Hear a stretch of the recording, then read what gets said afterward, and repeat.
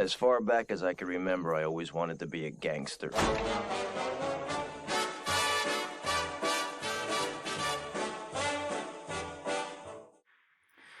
right, everyone. Welcome to a bonus episode of the Sleeping with the Numbers podcast. We're going to be calling this one Prop Talk because we're going to be talking props. We have my buddy here, Neal, and we're going to go through some props. He's a big prop bettor. So, Neal, let's start off with strategy. How do you decide what props you go for? Do you target certain games? What do you do? So I do try to target games. I look at there's one game every week. This week is Dallas and Chargers. That's supposed to be like this blowout game. If you look at the props, it's like 300 yards for both quarterbacks and 3 touchdowns. So I avoid those games pretty big. I also bet against the Jets pretty consistently. That's a great strategy for anyone out there looking to get into gambling. I would just bet against the Jets at all times. But generally, when I look at props, especially early in the season, it's tough for me to pick wide receiver skill position players other than quarterbacks. I generally bet quarterbacks more than any other position. I want to give 8 weeks, especially to in the league now. There's a ton of new quarterbacks. I want to give them time to really choose a one receiver, and then I'll start betting rushing yards and receiving yards and things like that. But generally, my bets revolve around quarterbacks, and I try to find at least one game every week where I think it is going to be like one of those ridiculous, 38, 35 games that both quarterbacks are just going to, take off. And I'll bet a parlay of all of their stats together. So I have that this week. But usually I just look for quarterbacks that had a bad week last week or for whatever reason super underrated and find them getting 240 yards as their over under 220, something like that. And I would bet that. So that's usually what I go for, at least early on in the season. I try to stick with quarterbacks. Nice. So you just kind of find a quarterback that's been disrespected, someone who's better than they looked in week one. There's a lot of them out there. Yeah. Oh, yeah. Well, what about Aaron Rodgers? So he looked like, dog shit last week. Is he any better this week for prop bet wise? Rodgers and those legacy really good quarterbacks, even, and I'll extend it to my boy Big Ben, even the quarterbacks just that have been in the league for so long and put up so many yards a season and stuff like that, they don't fluctuate based on games. So I usually look for a young guy or a second year guy. Like right now, Big Ben's at 270 for his over under, which is getting to the upper point of where I would bet a quarterback over under, because at 270, you're really throwing the ball and you kind of have to bank on those longer plays. But I try to find quarterbacks that are around 240. So, Rodgers this week, let me take a look. But my guess is they're still going to be it's Aaron Rodgers. He's going to throw for, 300 yards or something like that. They don't even have the props for the Green Bay game posted yet. But, my guess is going to be his is going to be around. Oh, wait. Yeah, did they go? Aaron Rodgers, it's 280. So he's still at 280. And it's just, especially after a bad week, I don't like to bet that. Sometimes I do. Sometimes this week, I'm big on Josh Allen, even though his over-under is at 285. I just think he's coming for a revenge game after the loss last week. But those quarterbacks up there, they don't fluctuate as much, unfortunately, as I wish they would. Frankly. That makes sense. And my thoughts kind of on the Rodgers thing is he's probably pretty upset that he lost last week and essentially got benched for Jordan Love. But in a game where they're just supposed to step on the line's throat, there's a possibility he could just get benched, and why risk him? That's another thing is, you look at teams and you see, okay, they're going to blow them out. And you think, that means huge quarterback stats. And really what it could mean is, they throw for, 3 touchdowns in the first half and then they run the ball 30 times in the second half.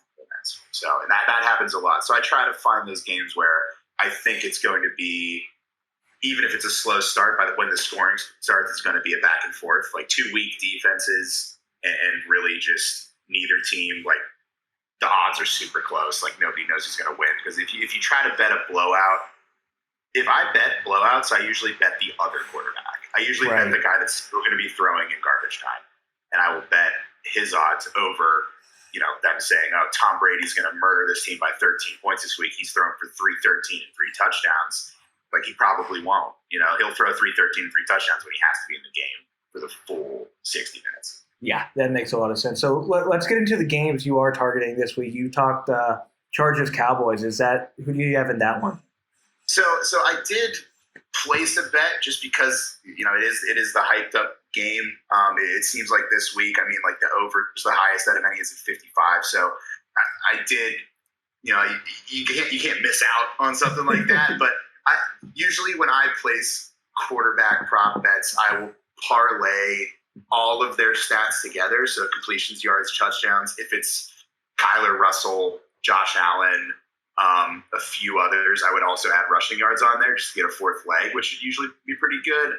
Sometimes I'll add in the opposing quarterback as well if I think it's going to be a back and forth game. So for the Cowboys-Chargers game, I did bet just a very, very low amount, but I bet on both Herbert and Dak having great games. So they're both at like right around 300 yards. But I didn't put, I would say, my normal amount, and I also didn't bet their individual stats. It's just kind of a toss out as maybe, but I don't trust that happening. Usually when those games are hyped up that much, they end up being like 24-10 in the game ends. Right.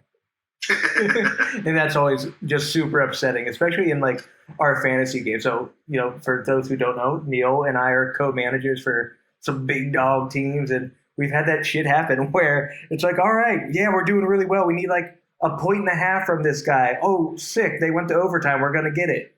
And then the game immediately ends. Yeah, just brutally ends. Just beat us up. But awesome. So talk to me about the bets you're taking this week, the ones you're confident in.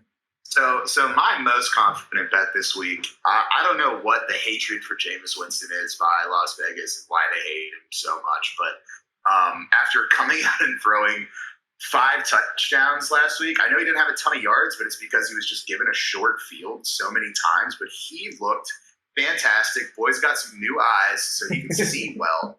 And his over-under this week is 240 on yards, 1.5 touchdowns, so he has to throw 2, and 20.5 completions, so 21 completions against Darnold, who has an over-under of 242 yards, same 1.5 touchdowns and 22.5 completions. So we're just looking for, I'm not going to call it a mediocre game, but if they could both get to 260 yards and 2 touchdowns, they're making these bets.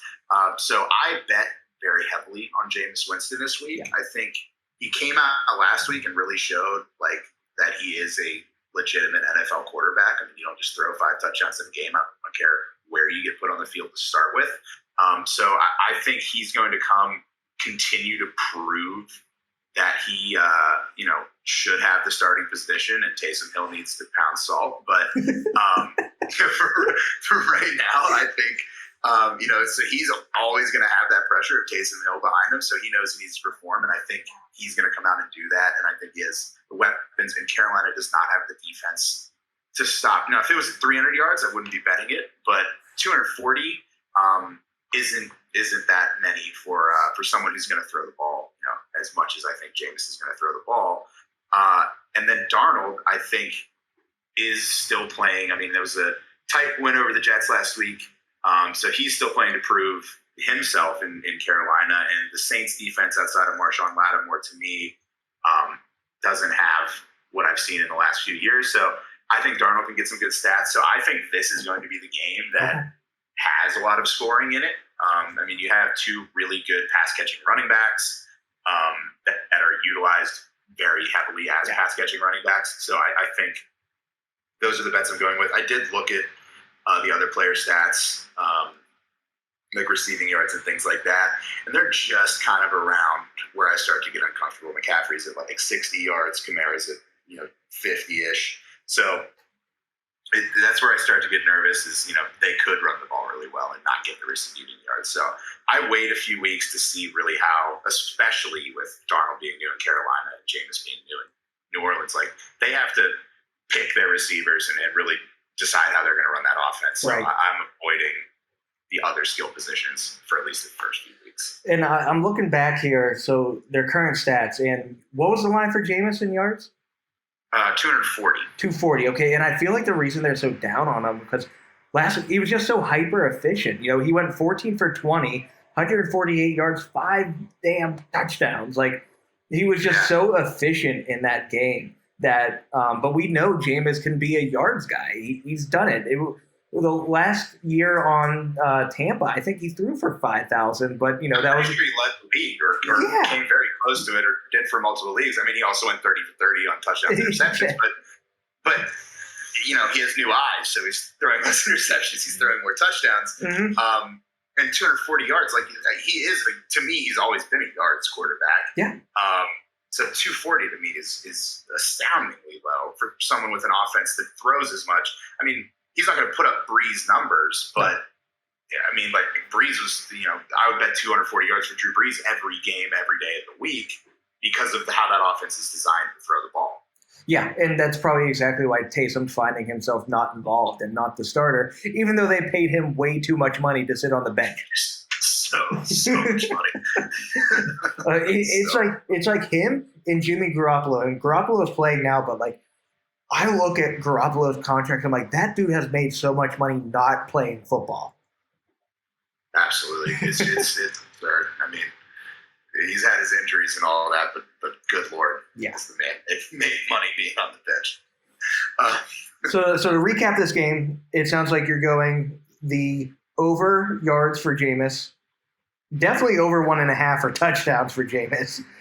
Absolutely, yeah. No, I crushed every Jameis stat completely out of the park. So over 240 yards, over 1.5 touchdowns, over 20.5 pass completions, and then I put together a parlay that if Darnold is truly there to respond, here's all the Jameis stats, and Darnold can come and respond and have all he has to do is have a very similar game to that. This is going to be one of those, like I said earlier, a tight game that I think both teams are going to have to go back and forth. Mm-hmm. I don't think the Saints blow them out like they did Green Bay, and I don't think the Panthers are bogged down by the fact that they're playing the Jets and they're depressed about it. So I think both teams are coming here to win this game, and there's going to be some scoring going on. Yeah, divisional matchup here. Both of them 1-0. Saints currently the favorite at 3.5, even though they are the away team. Well, I know this is a prop show, but what would you take here? Spread, money line, over, under?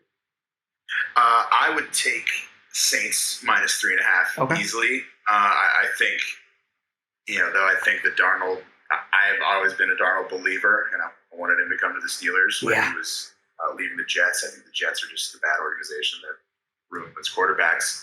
But I wanted Darnold, so I think he's a good quarterback, but I think the Saints just are coming to score. So I think they're gonna take it with the minus 3.5, and then over 44.5.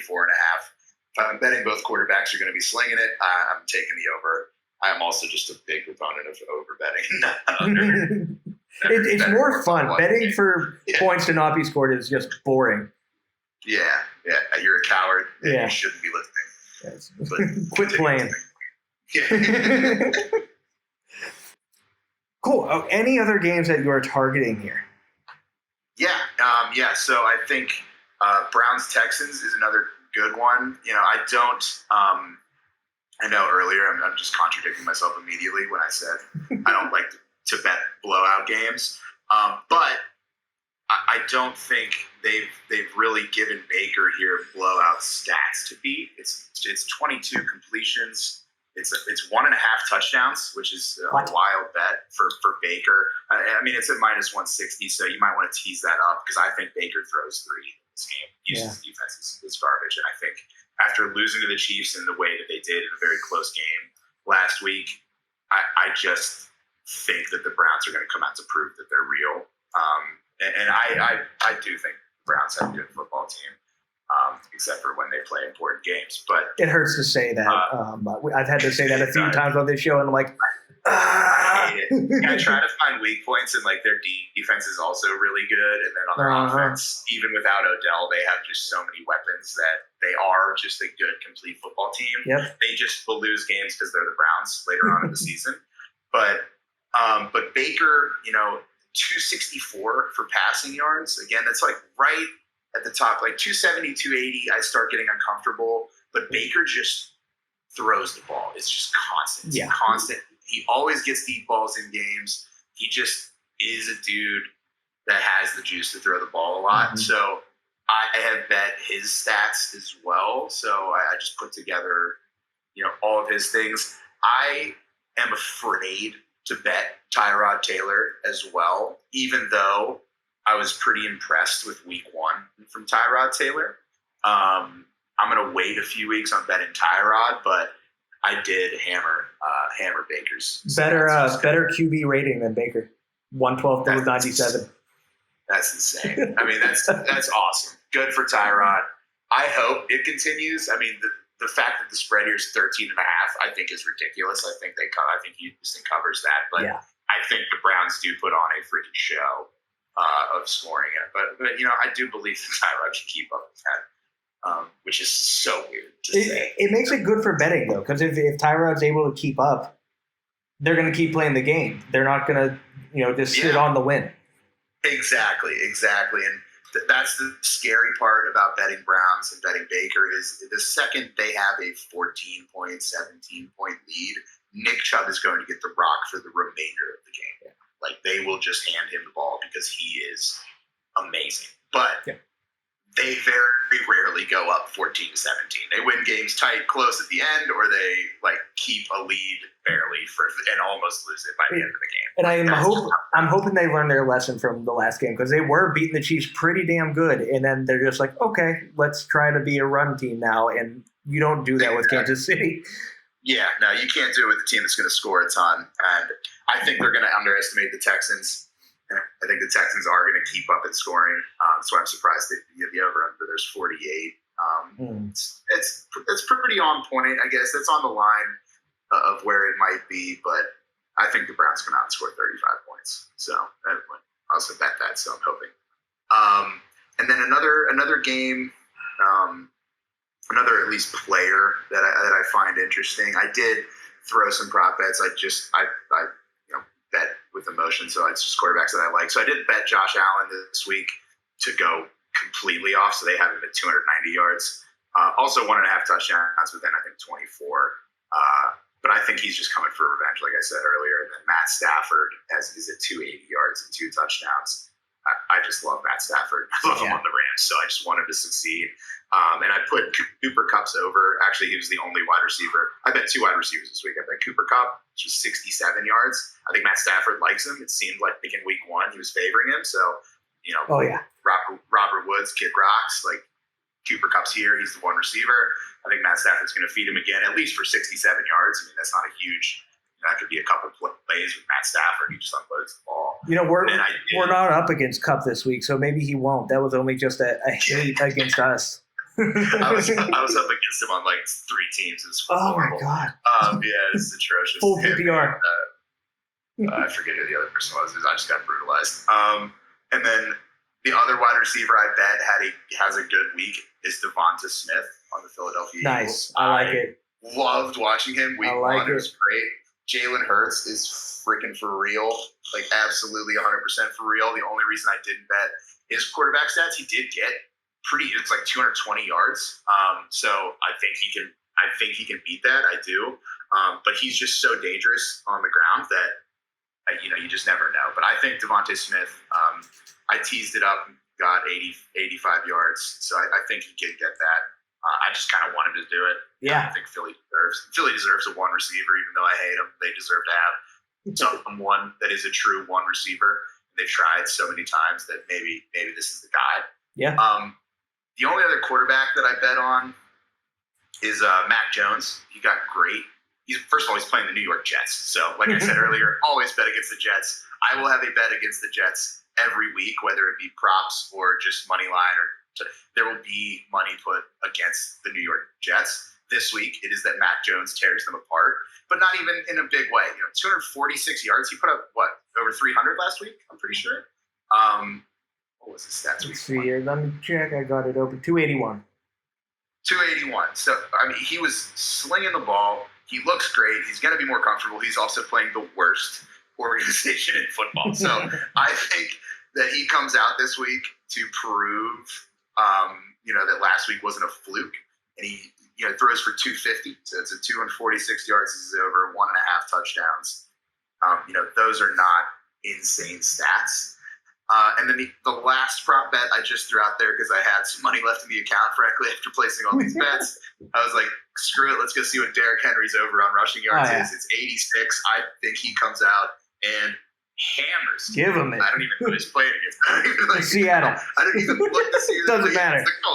Yeah, I was like, last week he had a very, very disappointing performance. And this week he's probably like, yo, man, give me 30 carries and I'll get you 200 yards because that's just who he is as a player. So I think he has a fantastic week. But I did bet over 86.5. Hell yeah.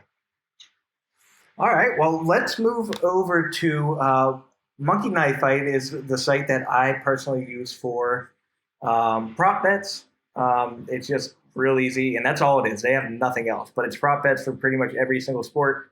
So we're going to go here on Monkey Knife Fight, and we're going to go to the 10 for 10 more or less. So we have to get 10 for 10, and we win 500 times our buy-in.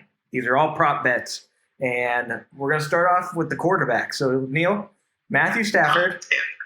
I just said I bet both of these quarterbacks, and now I'm looking at it like, oh, man. They're here. 10 for $5,000 would be sweet, So I think Josh Allen is a yes. I think Josh Allen's definitely a more. I think he throws for over 300 this week. Matt Stafford throwing for 295 against the Colts. So, the Colts are such an interesting defense because they are good when you, talk about them, and then you watch them and you're like, you're not good. I did say I bet both of those with emotion, so we're going to get a little smarter here. Let's say less for Matt Stafford. I think he's under 295. So Matt Stafford under 295.5. He threw for 321 last week. Just saying. Who'd he throw again? But it was the Bears. It was the Bears. It was the Bears, yeah. So I'm saying less. Hilariously, my over-under on him is 280, so there's a potential that I win both. So you need to get that sweet middle ground. All right, Josh Allen, over or under 295.5. I think he absolutely hammers the Miami Dolphins. Love it. More. We got 3 more QBs here. Our boy Big Ben, over under 275.5. Oh, man, I so want him to throw for 300 against the Raiders. Oh, man. Did Lamar put the ball in the air, at all? Let's take a gander here. He threw for 235 and 1 touchdown. 19 for 30. If Lamar can throw for 225, Ben's putting up 275. Damn right. All right, on to the Browns. We just talked about them. Baker Mayfield, more or less, in 269.5. More. Baker's unloading on that team, yes. More. I will not back away from that bet. I will double down as many times as I'm asked to. And then our other division rival, Joey Burrow, 269.5. Joey Burrow. Well, if Matt Stafford just put 320 up on them, I think Joe Burrow can get 270. Okay. I also hate betting unders, so this is just probably a problem with me. But this contest should just be called More. I want to go under across the board, or over across the board, basically. The Matthew Stafford under is now upsetting me that it's there. It just looks off. It's like an OCD thing. You're like, no, that's not. Yeah. Maybe that's it. We'll change it later. All right, we're going to go running back next, starting with Nick Chubb. So it's over or under 94.5. Oh, man. See, it's like we were talking about earlier. It's like if Baker does really well early, Nick Chubb will get the ball. If Baker does not do really well early, Kareem Hunt will have a bigger role because he'll need to pass. 83 yards last week. 83 yards last week. I think it's going to take Nick Chubb a few weeks to warm up and get over 100. I'm going to go with less against the Texans. Oh, dude. Okay. Wait, do we have Nick Chubb? Do we have Nick Chubb? No, we don't. Fucking more.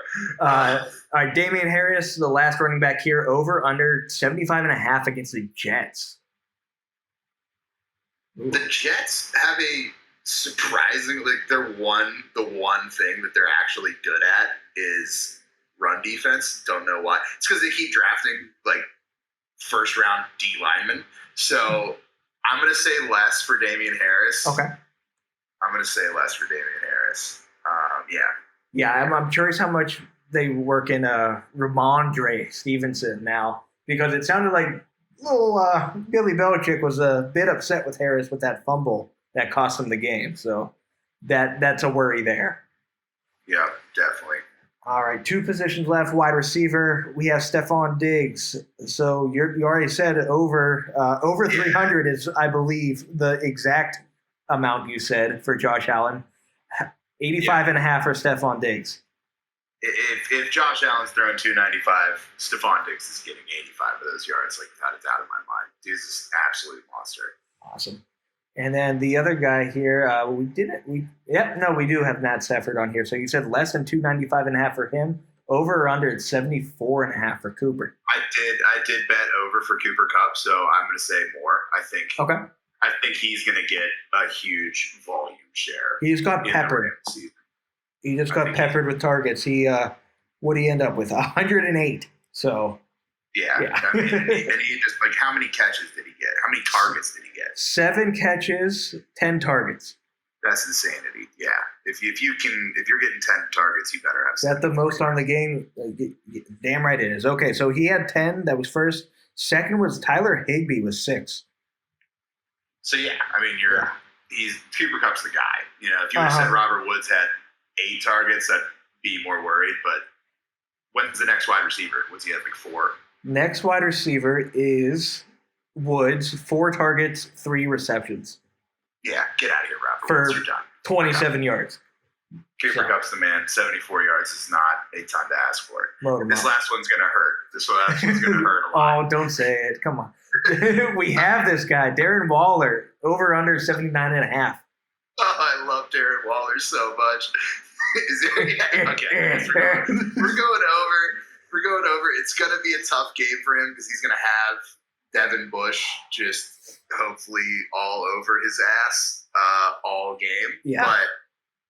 But he is clearly, without a doubt, the guy. 19 targets last week. That is absolutely disgusting. 19? 19. 19? I did say 19. Oh my god.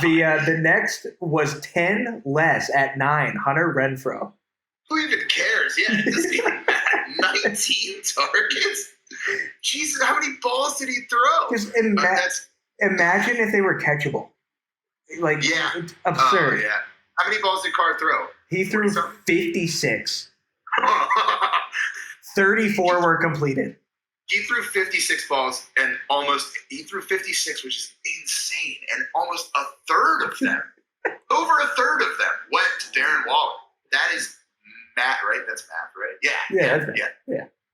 It'd be 57. Yeah. That's incredible. Yeah.